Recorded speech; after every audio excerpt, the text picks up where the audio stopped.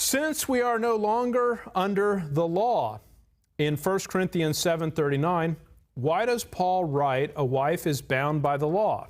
I assume he means she cannot divorce. Is that what he means?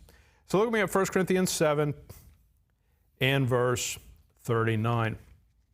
1 Corinthians 7, verse 39. The wife is bound by the law as long as her husband liveth, but if her husband be dead, she is at liberty to be married to whom she will, only in the Lord. Now, the two keys to understanding Scripture, I suppose there's more than two, but the two basic ones. The first is context. So whenever someone asks a question about a particular verse, the first thing to do, obviously you read the verse, study the verse, make sure you understand what the words in the verse mean.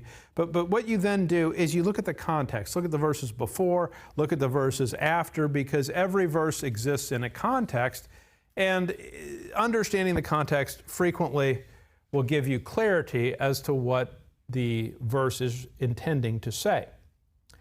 The second thing, the second key to understanding any verse is cross-references. God has designed His Word like a jigsaw puzzle.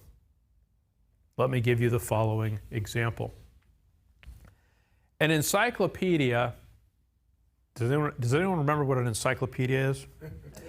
An encyclopedia is very useful because pick whatever topic it is. It could be the Civil War. It could be the Apollo space project. It could be photosynthesis, whatever. You turn to that article. So let's take photosynthesis.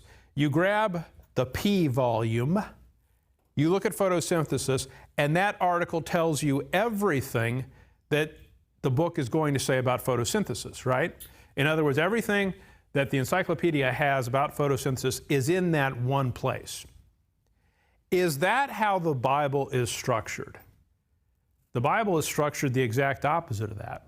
If I wanted to study the rapture, is there a single chapter to turn to that tells me everything about the rapture? Well, I'd have to go to 1 Thessalonians 4, but then you'd have to go to 1 Corinthians 15, and there's multiple different places you would go. So the reason why cross-references are necessary is that the Bible is designed like a jigsaw puzzle. There's pieces of the puzzle that fit together. They're in different places, and what you have to do is you have to piece them together in order to understand the meaning. So with 1 Corinthians 7:39, let's go up to verse 10 for a minute. So you can view this as a context or a cross-reference, but 1 Corinthians chapter 7, verse 10. And unto the married I command, yet not I, but the Lord, let not the wife depart from her husband.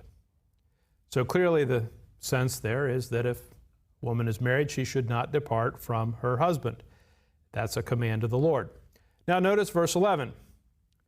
But, and if she depart, let her remain unmarried or be reconciled to her husband, and let not the husband put away his wife.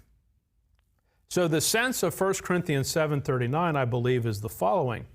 Paul's saying a couple different things there. One is that the woman should not depart her husband, but if she does, then what is she supposed to do according to verse 11? Then she should remain unmarried or be reconciled to the Lord. And then there's some other verses also that deal with folks being unequally yoked. But the point there is just that the verses in the immediate context help explain what's in verse 39. By the time you get to verse 39, you should have read verses 10 and 11, and they give you clarity on that verse.